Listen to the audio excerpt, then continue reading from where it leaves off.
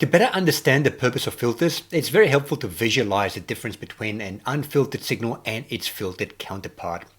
In this lecture, we'll look at a simple example using a low-pass filter. We'll see in a qualitative way how a filter can clean up a signal by removing unwanted high-frequency noise. We're not going to dive into the mathematical details yet.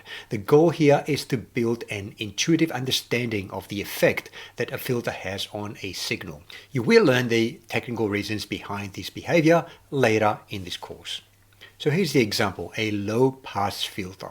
Suppose we have a signal that consists of two components. First, a slow, low-frequency component, for example, a temperature sensor reading. And second, a fast, high-frequency noise component, for example, electrical interference from a nearby fan or other equipment. In real circuits, this kind of situation is very common.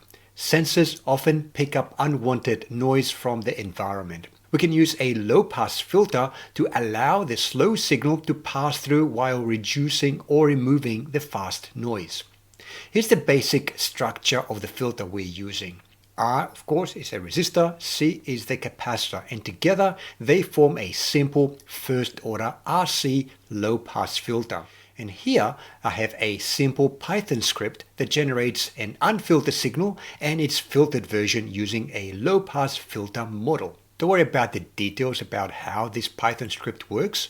If you need a refresher or a primer on Python specific for the purposes of this course, have a look at the end of the course where I've got the whole section dedicated to explaining how every line of code in this script and the other scripts later on in the course works, so that I don't have to repeat the same information each time that we encounter a script like this. However, in broad terms, I want to talk about what this script does. First, it generates a signal with a low frequency sine wave plus high frequency noise. It then applies a simple first order low pass filter with a cutoff frequency of 20 Hz. It then plots the original and the filtered signal together for easy comparison. And here is the final plot generated by this script. When you run the simulation, you'll notice the following.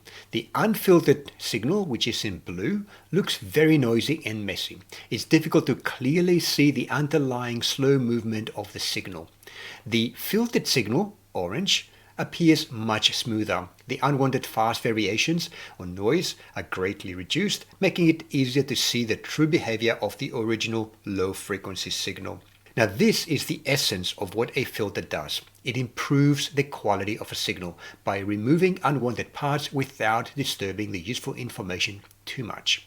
Now later in this course, you'll learn how exactly the resistor and capacitor work together to create the filtering effect.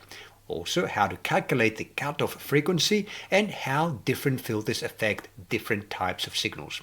For now, it's enough to see that even a very simple circuit can have a big impact on the quality of information that a system processes.